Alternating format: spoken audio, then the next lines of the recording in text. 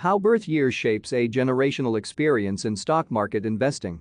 The fact that the generational timing of young adulthood and the market returns that coincide with it may have such a long-term behavioral influence, notably also extends to financial advisors themselves, as baby boomer advisors in their early 60s today saw a raging bull market for the first 20 years of building their careers, while younger Gen X and older millennial advisors have had to wait 10 to 15 years just to see the markets recover to where they invested their first clients' money. Which raises the question of whether advisor attitudes about the value of providing investment management and the active versus passive debate may also be heavily shaped by the advisor's generational experience and the timing of when they happen to launch their advisor career. The significance of this timing is that in practice, there are really two subsets of generational investors with drastically different early investment experiences: baby boomers who started in the 1980s, along with early Gen X who started in the 1990s and have a great early experience, as contrasted late Gen X and early millennials who started in the years leading up to the tech crash and financial crisis and had a terrible first decade to be investors.